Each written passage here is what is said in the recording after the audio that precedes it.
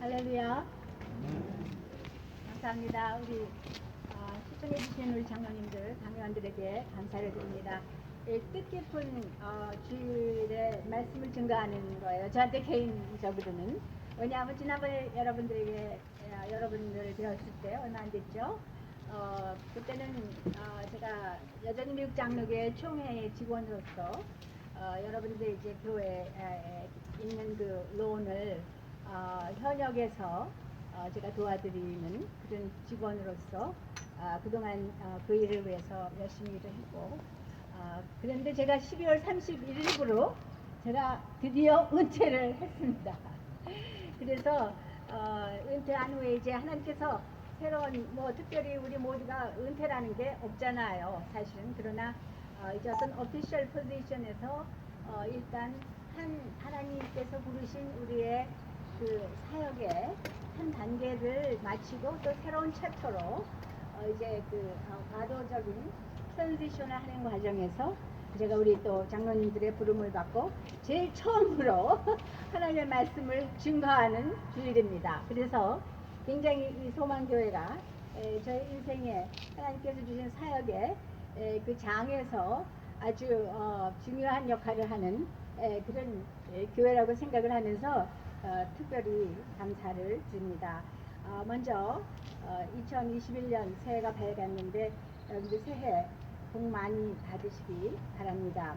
우리가 새해를 시작한다는 것, 어떤 새로운 시작을 한다는 것, 그래서 제가 서론적으로 제 인생의 새로운 챕터가 시작하는 이것이 굉장히 큰 의미를 가지고 있고, 항상 우리에게 마음 설렘과 어떤 그 떨림과 그리고 아직 모르는 미지의 세계에 대한 그런 기대감과 여러 가지 감정들이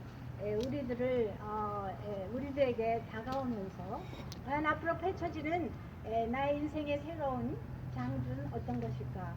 우리에게 하나님께서 불러주시는 어떤 새로운 목표와 그리고 어떠한 사역들이 있을 것인가 하는 것을 우리가 질문을 하면서 새로운 새해의 그 목표와 계획 그리고 우리가 나가야 할 방향을 설정하여 우리 삶의 리듬을 정하는 것이 우리들의 자연적인 성정인 줄을 믿습니다.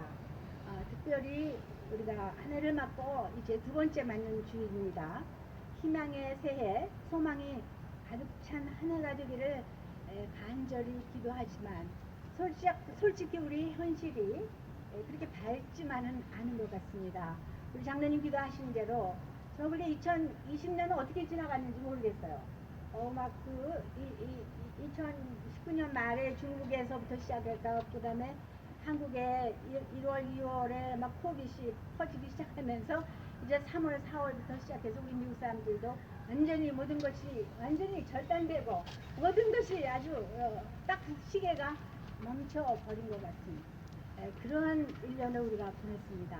그러다 보니까 어떻게 2020년이 지나갔는지 뭘 하고 어떤 삶을 살았는지 우리가 기억하지 못할 정도로 정말 정신없이 2020년이 지나갔는데 그래도 지나갔어요. 그리고 2021년이 돌아왔습니다.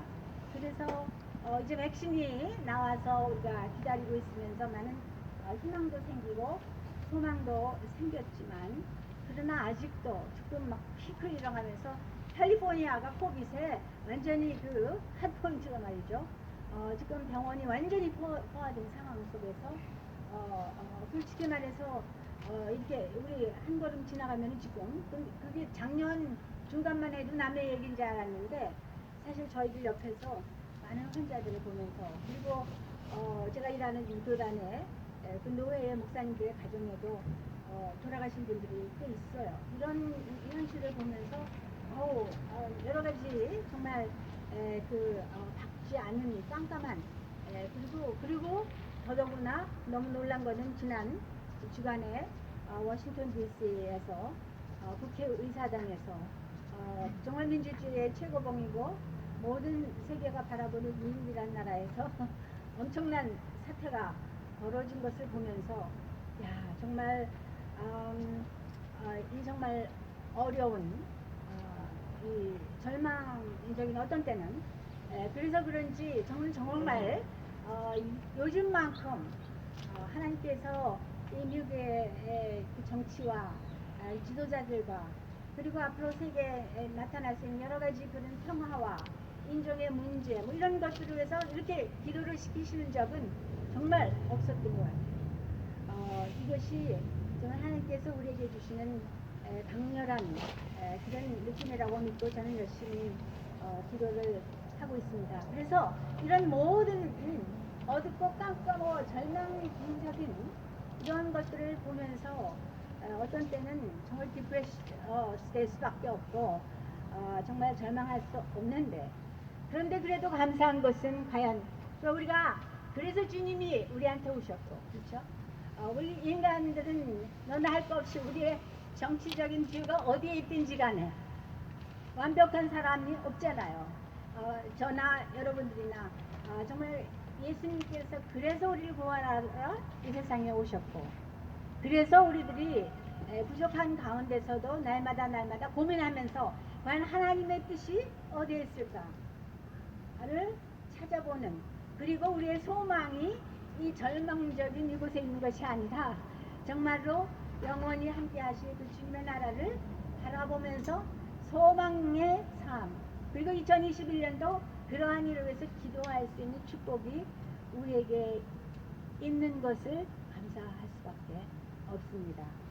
자, 그래서 하나님께서 우리에게 주시는 메시지는, 그래서 제가 기도하면서 하나님 이제 또 이렇게 한 해가 밝았는데 제가 소망교회의 성도님들에게 교회 이름처럼 어떤 소망을 풀어낼 수 있는 메시지를 하나님 증거하시기를 원하십니까? 기도할 때 가장 가까운 우리의 모든 상황이 어두워질 수 있도록, 내가 내 자신이 너무 연약해서 과연 내가 무엇으로 이 세상에 하나님의 나라를 위해서 공헌할 수 있을까? 어떤 때는 너무 미미한 존재같이 느껴지고 할 수 없는, 아무것도 할 수 없는 그런 절망감이 느껴질 때 하나님께서 뭐라고 말씀을 주시냐면, 가장 가까운 곳에서 역사하시는 하나님의 은혜를 다시 느끼고 거기에서부터 시작을 해라, 이렇게 말씀을, 영감을 저에게 주셨습니다. 그래서 오늘 하나님의 말씀 본문 열왕기 하에 나오는 과부 여인의 이야기를 한번 나눠보도록 하겠습니다. 뭐 제가 이제 여러 번 말씀드렸지만 제가 목회 30년 만에 이제 은퇴를 하고 또 새로운 목회를 시작하는데, 제가 30년 전에 여자 목사로 처음으로 우리 미국 장로교 하민호에서 안수를 받았습니다. 그래서 항상 하나님께서는 우리의 삶 속에서 우리를 만드신 대로, 하나님께서 계약하신 대로, 생기신 대로 우리의 삶 속에서, 현장 속에서 역사하시는 하나님이기 때문에 항상 저에게 하나님의 말씀을 여성의 입장에서 하나님께서 과연 물론 우리가 전통적으로 내려오는 신학자들의 여러 가지 성경의 원칙들이 있지만은 그러나 그 가운데서 여성 목사로서 부르심을 하나님이 저에게 주시는 그런 특별한 은혜가 무엇인가. 그래서 그러한 뷰포인트를 가지고 저는 하나님의 말씀을 취하하는 이 사명을 받았다고 저는 생각을 합니다. 그렇다 해서 오늘 우리 많은 여성분이 있지만은 이 하나님의 말씀이라는 게, 제가 오늘 이 성경에 나오는 이름 없는 과부의 이 이야기를 여러분들에게 시화할 때 여성분들에게만 해당하는 게 아닙니다. 우리 하나님께서 주시는 메시지는 그 메시지 속에서, 왜냐하면 많은 성경에 나오는 선지자들, 남성의 주인공들이 더 많아요. 사실 여자들입니다. 그러나 그 가운데서 우리 하나님이 과연 그 시대 역사하신 하나님께서 오늘 레마로 우리에게 주시는 성령의 그 메시지가 무엇인가를 깨닫고 그것을 우리들에게 적용하면서 예수 그리스도의 사랑을 증거하는 것이 우리의 사명입니다. 자, 그러면 오늘 이 이야기를 살펴보면서 오늘 아침 하나님께서 주시는 메시지를 몇 가지로 살펴보고자 합니다. 첫째, 한 가정의 여성, 어머니입니다. 여기서 그 아이를 가진 어머니예요. 우리 여성들이 사실 즉 이민사회에서는 특별히 여성 남성 할 것 없이 우리가 다 같이 정말 날마다 일을 해야 되고 날마다 삶을 살아야 되지만 그러나 역시 우리 여성들이 하나님께서 주신 많은 책임과 사명은 정말 너무 헤아릴 수 없을 정도로 사실 많아요. 눈에 보이든지 안 보이든지가 상관없이 하나님께서는 특별히 우리 여성들을 강하게 만드시고 그 짐을 감당할 수 있도록 해주셨습니다. 하와에게 주신 첫 번째 명령이 출산의 일이었잖아요. 그렇죠? 그러니까 정말 그 출산의 고통을 주시면서 강인함을 주시고 그것을 통해서 어머니의 사명을 감당하게 하신 것이 어떤 의미에서는 우리들의 축복입니다. 사실 이 대부분 이렇게 보면 우리 남성분들 굉장히 straightforward하고 원칙적으로 하나님께서 남성과 여성을 다르게 만드시고 우리가 거기에 무슨 대립하거나 경쟁을 하는 것이 아닌 하나님은 우리 여성과 남성을 서로 하나로 만드셔서 부족한 부분을 서로 보충하게 하시고 가정을 이루게 하시고 하나님의 나라를 이루시잖아요. 그런데 다 강약이 있지만은 특별히 여성들은 연약하면 것이 보이면서도 강인함, 그것은 바로 어머니로서의 그 일을 그러니까 출산부터 시작해서 그렇잖아요. 그 출산의 고통이 얼마나 큰지는 저도 애를 둘 낳아서 압니다만 그렇기 때문에 어떤 데 보면 남성분들은 그걸 감당하지 못하시기 때문에 엄살이 심하실 때가 좀 있는 것 같아요. 그렇지만 우리 여성들은 정말 그걸 거쳐가지고 한번 아기를 낳을 때 그것이 너무 힘드니까 그 다음에 절대 안 난다고 하면서도 그 다음에 다시 또 어머니의 그 사명이 얼마나 아름답고 귀한지를 알기 때문에 그 다음에 또 아이를 갖는 바로 이런 것들이 우리 어머니들의 특성이 아닌가 합니다. 자, 그런데 이 어머니, 이 과거의 여인이 정말 어려움을 지금 겪고 있어요. 이 어려운 상황을 겪고 있는데 첫째, 이 여인의 상황을 보면 첫 번째 여인은 필요시에 어디로 가야 할지를 안 여인이었습니다. 즉 급한 상황 속에서 우리 삶을 살아가면 항상 그 상황이 있잖아요. 급한 상황 속에서 도움을 어디서 얻을지 안 여인이었습니다. 자, 이 여인의 백그라운드를 좀 살펴보고자 합니다. 여기는 여기 이름도 없어요. 선지자 엘리사의 생도의 아내였다. 선지자가 그 당시에 선지자가 하나님의 말씀과 하나님의 사역을 전파하는 선지자의 생도였다 하면은 지금으로 말하면 목사쯤 되는 것 같아요. 그렇죠? 생도니까. 근데 그 아내예요. 근데 지금쯤 말하면 뭐 목사님 사모님쯤 되는 것 같아요. 그런데 안타깝게도 아이들이 있는데 아들이 있는데 남편이 죽었습니다. 죽은 남편에 대해서 성경은 이렇게 얘기했어요. 믿음의 사람이었음에 틀림이 없습니다. 엘리사의 제자였고 그 부인이 하는 얘기가 남편이 하나님을 사랑한 것을 당신이 아십니다. 이렇게 말을 했잖아요. 그렇죠? 1절에 보면은 그 다음에 문제는 아무것도 없는 가난한 사람이었어요. 아무것도 없는 가난한 사람이었어요. 그런데 어린 두 아이를 두고 죽었다 그랬습니다. 그렇기 때문에 그 사망의 원인이 뭔지는 모르지만 아무튼 너무 열심히 일을 했는지 어쩐지는 모르지만 어린 두 아들을 두고 이 남편이 갔습니다. 그러니 아무것도 없는 가운데서 지금 어린 두 아이들을 먹여 살릴 일이 너무 앞길이 막막한 바로 이 과부의 여인의 얘기입니다. 우리 장로님들 오래되신 분들은 제 스토리를 아시는 분들이 많이 계시겠지만 제가 39살에 미국에 와서 청운의 푸른 꿈을 얽고 공부를 하고 있고 이제 하나님께서 부르셔가지고 신학교에 가는 마지막 두 학기를 남겨놓고 우리 남편이 돌아갔잖아요. 그때 우리 애들이 3살, 7살 반. 그 똑같은 저하고 비슷한 상황에 있는 이 여인인 것 같아요.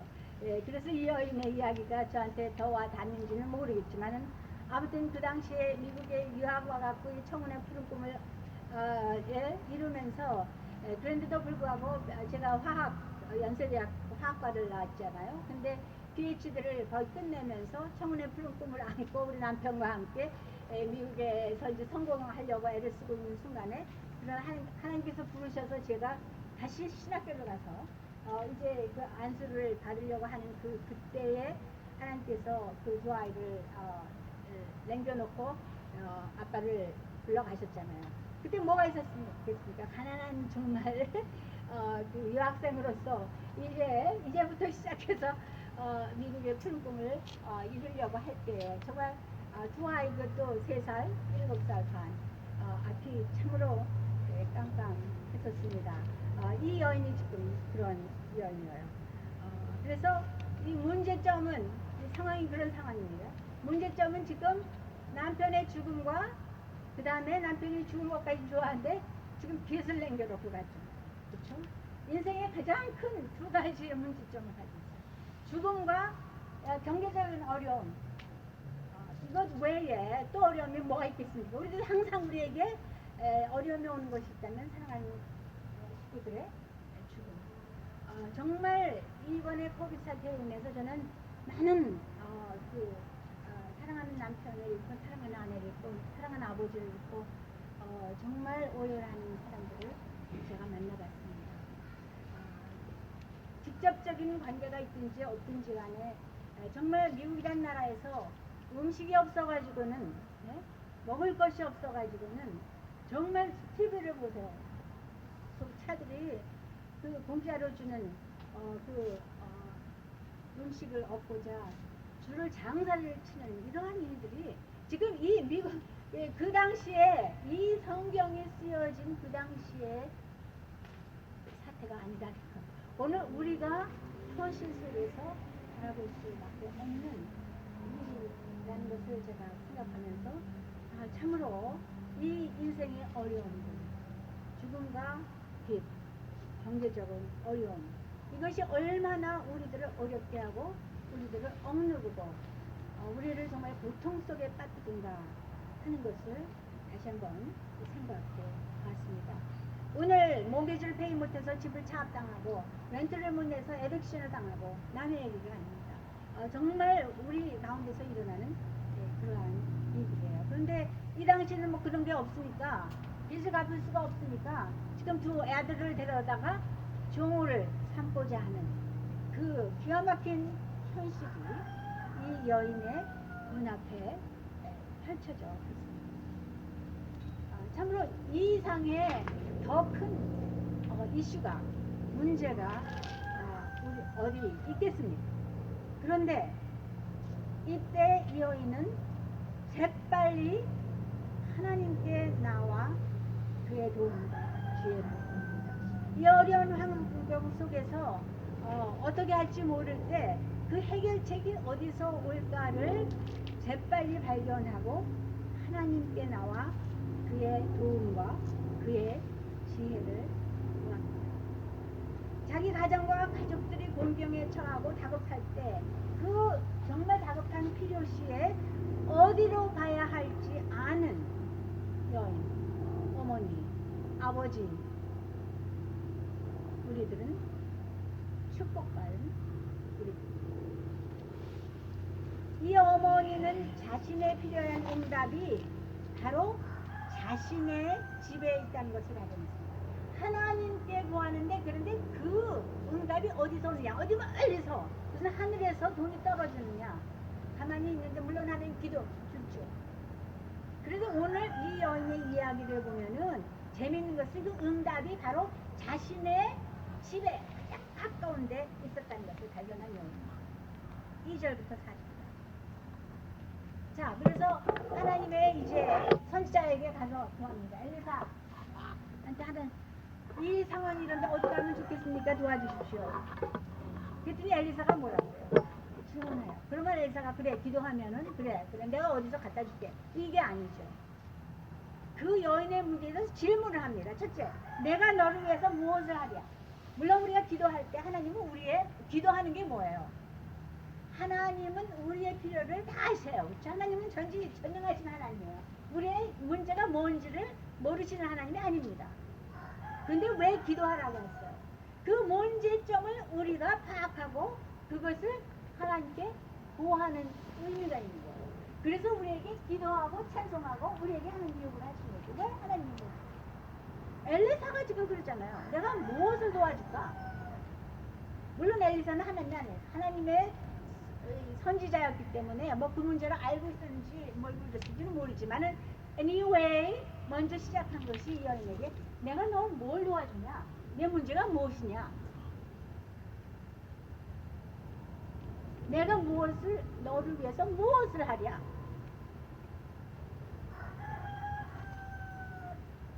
그때 엘리사가 그리고 나서 문제를 구했잖아요. 그렇죠? 그랬더니 그래 그러면 내가 어디 가서 돈을 좀 가져다 주마 이렇게 얘기한 게 아니에요. 그 다음에 또 엘리사가 질문합니다. 내 집에 무엇이 있는지를 구해. 아직 아무것도 없어서 애들하고 먹을 것이 없어서 도와달라고 그러는데 무엇이 있는지를 구하라는 게 뭐가 있겠습니까? 오늘날 우리들에게 하나님께서 질문하고 계십니다. 우리의 환경이 어려워요. 하나님 이것도 없고 저것도 없고 이런 경제적으로 없고 나 사업도 힘들어 죽겠고 하는데 하나님 난 아무것도 없습니다. 그런데 그래도 하나님은 우리에게 물으셔. 네가 무엇을 가지고 있느냐?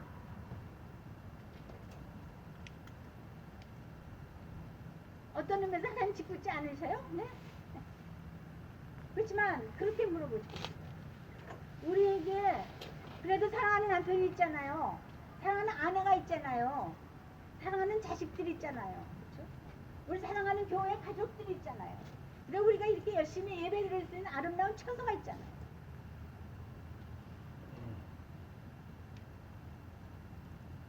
하나님 우리가 어려울 때 먼저 하나님 네가 뭘 원하느냐 물어보셔요. 그러면 내가 어떻게 도와줄까 물어보셔요. 그럼 그 다음에 네가 무엇을 가지고 있는지 봐. 그런데 이 여인이 처음에는 이럴 때 뭐야 계집종의 집에 아무것도 없나이다 그랬다. 없나이다 이거 부정이잖아요. 그렇죠? 근데 우리들에게는 먼저 이렇게 부정적인 태도가 있게 마련이에요. 그래서 우리의 인간들이 죄인인 거죠. 뭐든지 그 부정적인 것만은 보는 거예요. 네거티브 하는 것만.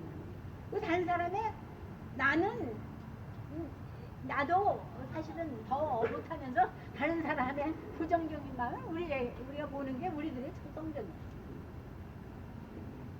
그런데 거기서 끝난 게 아니라 그래서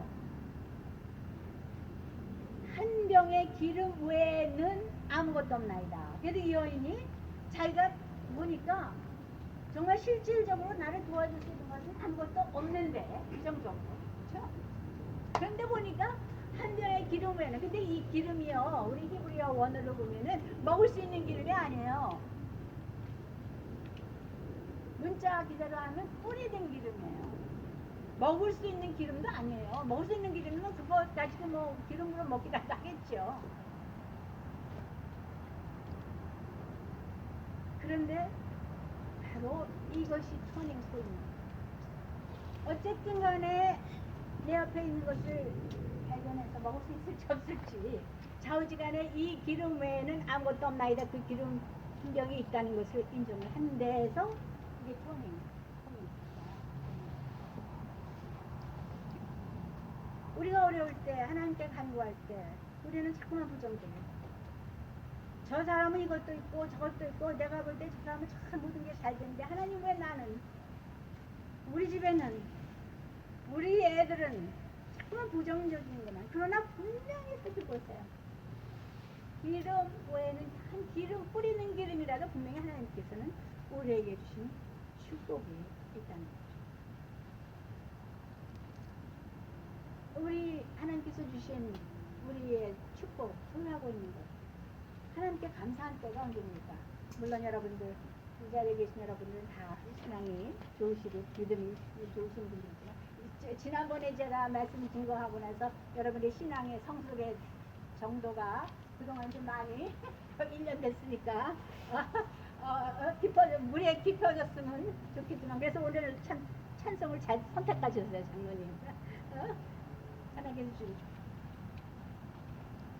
그런데 어쨌든 간에 날마다 우리가 감사하는 삶 어려운 가운데서 어려움이 있으면 있을수록 하나님께서 정말 여태까지 이런 축복을 주셨습니다. 감사합니다. 우리가 거할 수 있는 집, 우리의 가정, 가족, 사랑하는 친구, 편한 성도들, 이런 등등을 우리가 다시 한번 어려울 때일수록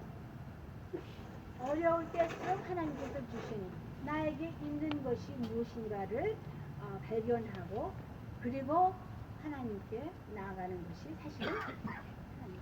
그래서 어려울 때 찬양하라고. 찬양이 뭡니까? 감사잖아요. 아까 기도는 뭡니까?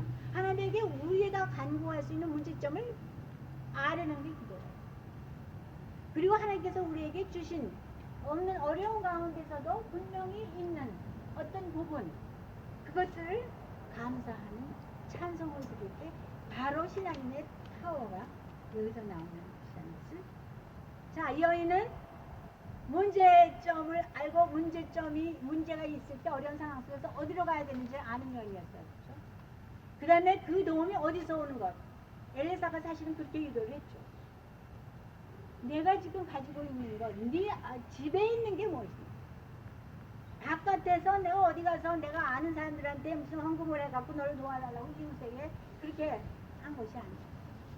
내가 처해 있는 환경 속에서 하나님께서 주신 것을 발견하고 그것을 내는.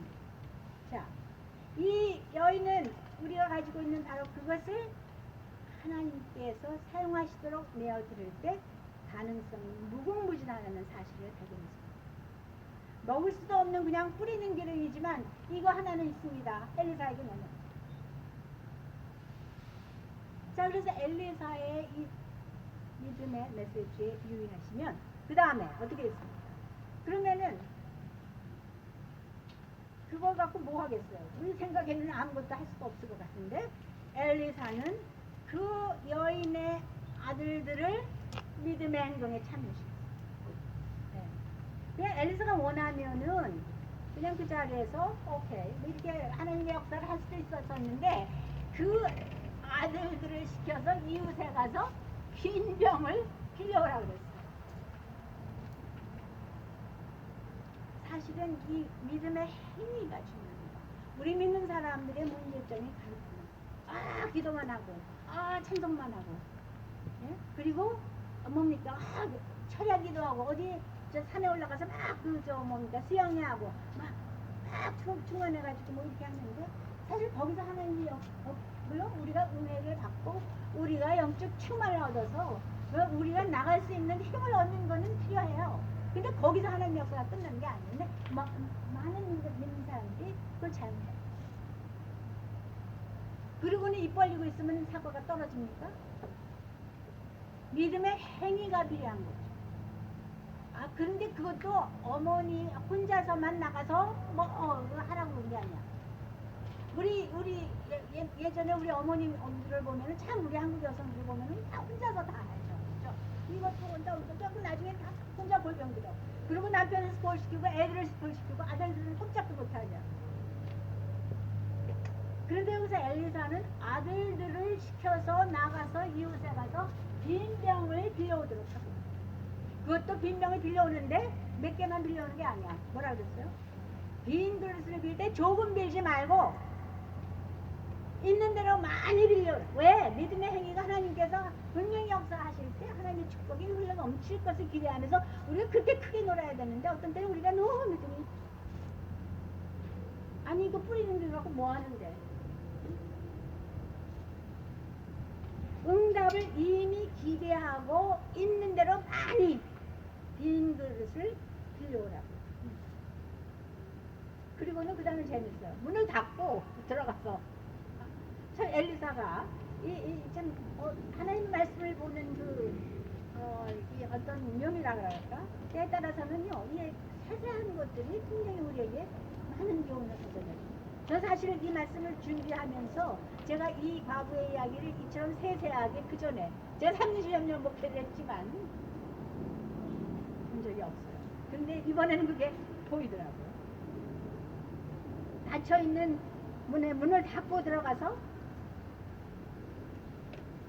너는 내 두 아들들과 함께 들어가서 문을 닫고 그 모든 그릇에 기름을 부어서 차는 대로 닫혀있는 문 안에서의 흥분된 순간. 물론 하나님께서 역사하시는 방법에는 무슨 뭐 법칙이 있는 게 아니에요. 때에 따라서는 많은 뭡니까 오순절에 성령이 임한 것처럼 많은 사람들이 모였을 때 그 속에서 하나님의 역사가 일어나는 일도 있지만은 여기서는 너희들끼리 안에 들어가서 아주 프라이빗하게 아들들과 함께 혼자 하지 말고 믿음의 공동체에서 정말 어려울 때일수록 가족들이 합심해서 하나가 돼서 하나님의 역사를 함께 이루어라는 믿음의 행동에 함께 참여하라는 그런 거예요. 그래서 결국은 어떻게 됐어요? 그 기름이 계속해서 넘쳐 흐르고 그러니까 그 기름은 할 수 있는 살아서 도움이 되는 그런 기름을 좋은 기름을 그러니까 그냥 뿌릴 수밖에 없는 기름이 정말 팔아가지고 많은 돈이 됐으면 그 좋은 기름으로 하나님께서 바꾸셨어요. 정말 가나의 혼인잔치에 물을 바꿔서 와인으로 사용하신 하나님의 역사가 바로 여기서도 일어나신 거예요. 분명히 이루어졌습니다. 빌려온 병들을 다 차고 넘쳤어요. 결국은 그릇을 더 많이 빌렸으면 더 많이 찼을 텐데, 그렇죠? 하나님께서는 우리들이 가지고 있는 자원 아무것도 아닌 것 같을 때 그것을 사용하셔서 무엇이든지 하실 수 있는 거예요.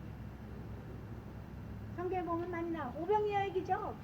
어린 소년의 물고기 5병, 이어 물고기 2마리, 그 다음에 빵 5조각이 정말 그 수많은 사람들 15,000명을 먹이고도 12광주리가 남는 모세의 지팡이, 예? 지팡이가 뭔가 뱀이 돼가지고 뭐 다 가르고 홍해도 가르고 골리앗을 무너뜨린 다윗의 작은 소년의 돌. 사실 이런 이야기를 제가 들으면 조금 조심스럽습니다만 하나님은요 바로 이 믿음을 이 하나님께서 역사하시는 것은 우리 믿음을 확인하게 하시는 과정이 굉장히 제가 목회 30년 됐다 그랬잖아요. 제가 예수를 믿은 지는 미국에 와서 믿게 됐죠. 신앙이 아주 어렸을 때이고요. 그러니까 하나님께서는 때에 따라서는 신앙의 그 테스트와 그 다음에 신앙의 확실한 하나님의 증거하 하나님께서 나와 함께 하시다는 걸 증거하기 위해서 역사들을 하십니다. 제 남편이 돌아가기 전에요. 그러니까 우리 애들이 굉장히 어렸죠. 근데 제가 막 하나님 은혜를 베풀어 주셔가지고 너무 뜨거워가지고 제가 저쪽에 있는 어떤 한국 야구교회에서 주일학교 반사를 하고 있었어요. 그러면서 제가 이제 신학교 하나님께서 신학교를 가라고 명령을 하셨기 때문에 제가 신학교를 가면서 전도사 생활을 하면서 아직도 그때만 해도 남편이 어머니에게 살아있었으니까 아주 남편이 뭐 프로페셔널한 사람이었으니까 그래도 제가 좀 떵떵거리는 건 아니지만 아주 자신있게 제가 중고등학생들 대학생들을 가르치면서 일을 하고 있었어요. 그게 이제 제가 하나님 그때 저도 목회를 준비를 시작하고 계셨어요. 그러니까 뭐 제가 그때 경제적으로 그 어려운 건 없었어요. 남편이 돈을 벌어왔으니까. 그래서 지금 경제적인 이야기를 하자는 건 아니에요. 그런데 하나님께서 제 믿음을 시험하시고 그때 제가 그 이제 이민교회에서 전도사 생활을 하면서 제가 말씀을 드렸지만 화학 PhD를 끝내고 뭐 대학에서 강의를 하기 시작했었으니까 사실은 전도사 일을 할 때 우리 아이들 2세들하고 막 일하면서 그 주일학교가 막 부흥하고 중고등부가 청년부가 부흥을 하기 시작하는 거예요. 그리고 저희 집에 아이들이 모여서 막 즐겁게 이제 예배도 드리고. 그 핍박이 어디서 오냐면 교회 안에 교육자들한테서 오는 거예요. 그래가지고 너무 희한한 일들이 생기더라고요. 우리가 중고등 학생들을 데리고 가갖고 이제 수양회를 하니까 애들이 막 은혜를 받고 그러니까 이 교육자들, 전도사들 실제적으로 그분들이 저를 질투를 시작하면서 애들을 이상하게 이렇게 그걸 하면서 예배 시간에 중고등부 수양회 시간에 애들하고 얘기를 했는데 어떤 학생이 저를 갖다가 뭐라고 반항을 하고 해서 제가 너 왜 그러냐고 그랬는데 그걸 손도 대지도 않았어요. 그런데 제가 걔 아들 때렸다고 뭐 이런 시험이 오면서 다 영적인 시험이죠. 그래가지고 제가 그때 너무 핍박을 받으면서 제가 너무 이제 그게 싫으니까 아니 하나님 제가 하나님의 일을 하는데 뭐 이런 괜히 희한한 일을 받으면서 제가 할 일이 없습니다. 저희 더 이상 안 할 테니까 하나님 더 이상. 그래갖고 근데 마치 그때까지만 해도 제가 그 신앙이 있습니다. 하나님 어디 가서도 꼭 주일날은 와서 주일날을 그땐 제가 무슨 뭐 페이를 받는 교육자도 아니었어요. 그냥 집사로서 이제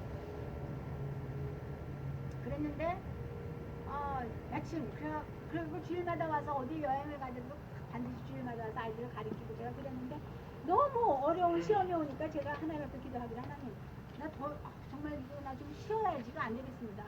제가 왜 쓸데없이 이런 핍박을 받으면서 그래 그러고 있는데 마침 주일날 다음 주일이 예배가 야유 예배래요. 그 야유 예배니까 다행히 제가 설교할 필요도 없어요. 그래가지고 다행히 왜냐면 야외면 다 같이 앉아가지고 이쪽에서 담임 목사님이 설교를 하시면 그냥 같이 예배 드리면 되니까. 그래서 하나님 잘 됐습니다. 제가 이제 다음 주일에는 야외 예배를 핑계를 대고 한 주 쉬게 그리고 다른 데 가서 예배 드리고 그 다음 주일에는 뭐 하나님 시키시면 할 수 없이 또 해야 되니까 이제 그래서 그렇게 생각을 하고 있는데 밤에 늦게 토요일날 밤에 늦게 우리 같은 집사님한테서 전화 왔어요. 그때만 해도 제가 허집사였어요. 우리 남편 성이 허씨였고.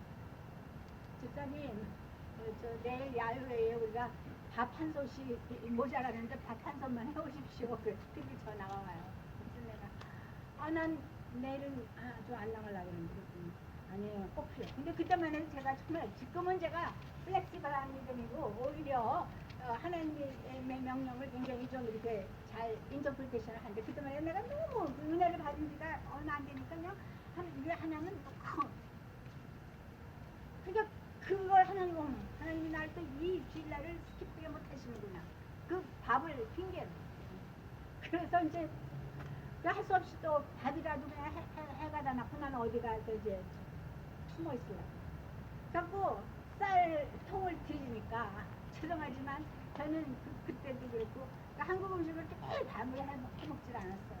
우리 남편도 그렇고 그래서 쌀이 얼마 있는지를 잘 몰라.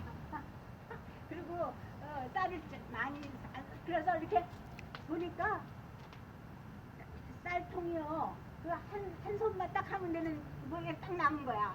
이게 컵으로 찔러보니까 그게 생각이 우리 항상 계산하잖아.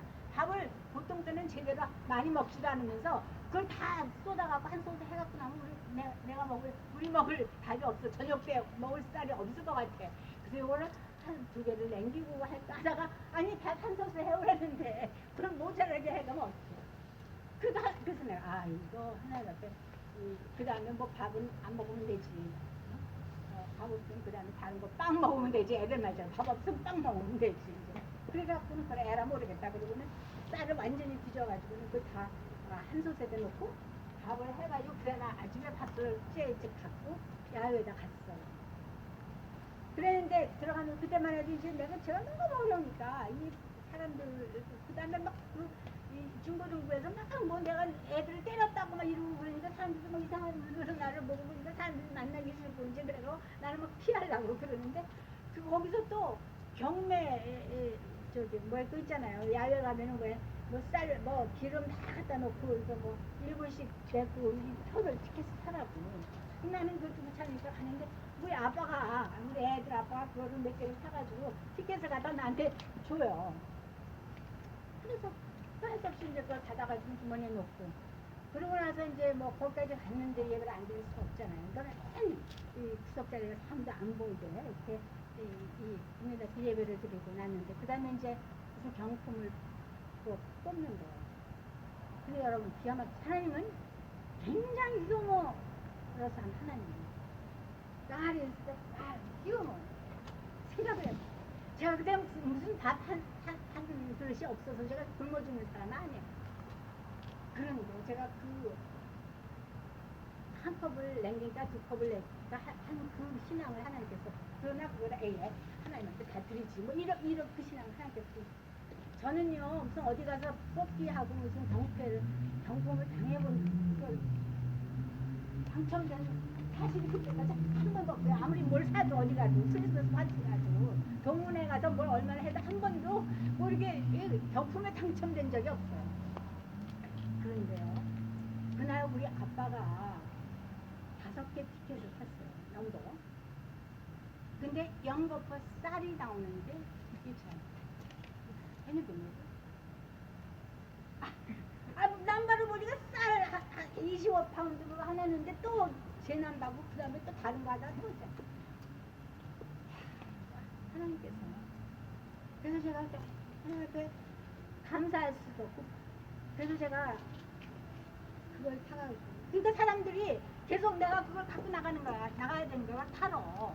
그러니까 나는 숨어있고 싶은데 하나님이 나를 자꾸만 얼굴을 노출시키시는 거야. 네가 어디서 네가 떳떳하게 하나님 일을 했다면 왜 그렇게 비겁하게 그러고 있는 거야. 쌀이 둘째니까 아니야. 그때 제가 그래서 결국은 그때 이제 뭐 지나간 얘기지만 제가 그 쌀 5자루를 갖고 뭐라 그랬어요. 그래서 그때 우리 아빠 그 얘기를 오면서 간증을 하면서 그때 좀 이제 교회 권사님들 어려운 분들이 꽤 있었어요. 노인들이. 그래서 제가 운행기대 우리는 그래도 한 자루는 우리 먹는 걸로 남겨놔야죠. 집에 가서 밥을 해 먹어야 되니까. 그래서 한 자루만 남겨놓고 나머지 자루들을 필요한 분들 가정에 가서 그냥 눈앞에 놓고 왔던 그런 기억이 있어요. 여러분 이 과부의 얘기가요. 열왕기하의 이야기가요. 그 당시에만 일어난 게 아닙니다. 하나님은 우리의 믿음을 보시기를 원하시고 우리 하나님께서 나에게 요구하시는 그 믿음의 분량이 있을 때 하나님은 우리에게 은혜대로 채워주십니다. 아멘. 여러분 가진 것이 무엇입니까? 하나님께서 무엇을 여러분에게 여쭤보고 있습니까? 그것을 하나님께 내야합니다. 뭐 정말 아브라함이 아들까지도 하나님은 어떤 때는 요구하잖아요. 우리가 그걸 감당할 수 없으니까 우리가 감당할 수 있는 것만 하나님이 요구해요. 그때 우리가 정말 금일을 말지만 하나님 역사하는 것을 알고 면허권을 하나님께서 우리의 삶을 책임지는 찬송가의 그 유명한 작곡자 A.B. 심슨 작사자는 이렇게 있어요. Our God has boundless resources. The only limit is in us. Our asking, our thinking, our praying are too small. Our expectations are too limited. 하나님께서는 무한한 자원을 갖고 계시거든요. 문제는 only limit is in us. 우리에게만 제한, 우리 안에 우리가 하나님께 구하는 것, 우리의 사고방식, 우리의 기도가 too small, 너무 작다. 그리고 our expectation, 하나님께서 어떻게 하실까 하는 우리의 기대감이 too limited, 너무 작다.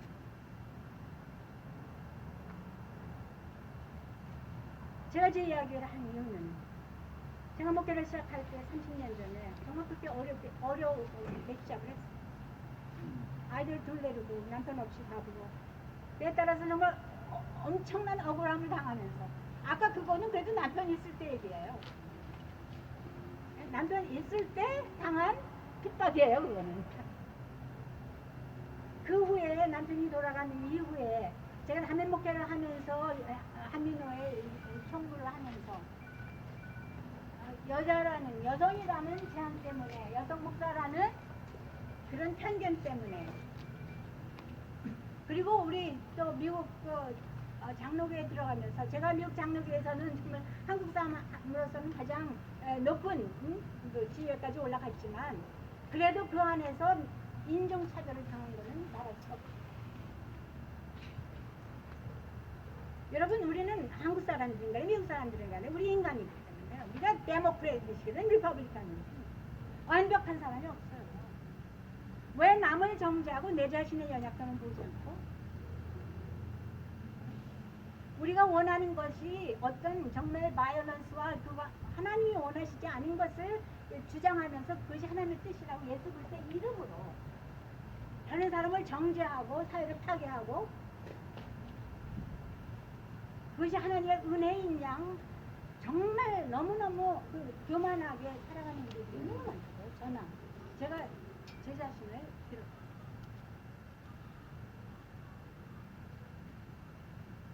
과연 하나님의 뜻이 뭐죠? 하나님의 은혜가 뭐죠?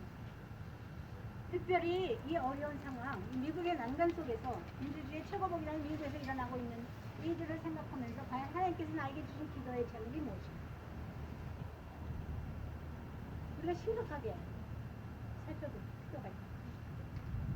그리고 여러분의 삶 속에서 어려움이 있을 때 과연 하나님께서 나에게 어떠한 자원을 주시고 그것을 감사하면서 내어드리고 원합니다.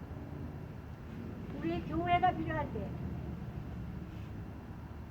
여러분 2021년도에 그리고 여러분의 앞날에 분명하게 역사하시는 하나님의 은혜를 간구하면서 겸손해지는 우리들이 되기를 원합니다. 그리고 하나님의 놀라운 축복을 체험하는 우리들 그리고 정말 기름을 넘치도록 하나님의 자원이 부족해서가 아니라 그릇이 더 이상 없어서 스탑할 수밖에 없는 그 놀라운 축복이 우리들에게 임하는 그런 2021년 우리의 삶이 되기를 예수 그리스도 이름으로 축원합니다. 기도하겠습니다. 하나님 감사합니다. 정말 아무것도 없는 여인, 두 아들을 두고 간 남편, 가난한 과부였지만 그러나 그 기름을 발견하여 하나님께 드렸을 때에 놀랍게 역사하신 하나님의 은혜가 우리들에게 임할 수 있도록 겸손함과 우리가 필요할 때 어디로 가야 할지 어떻게 기도하고 찾아야 할지 감사하고 하나님을 기뻐하는 우리 될 수 있도록 축복하여 주시옵소서. 예수님의 이름으로 기도하옵나이다. 아멘.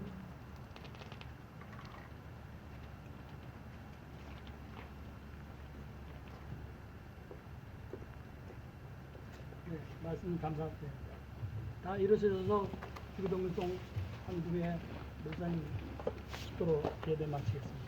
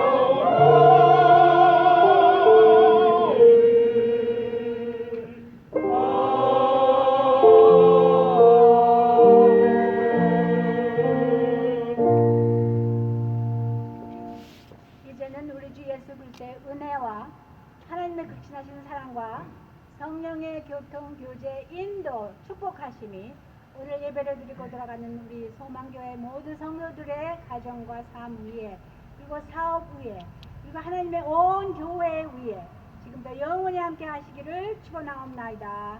아멘.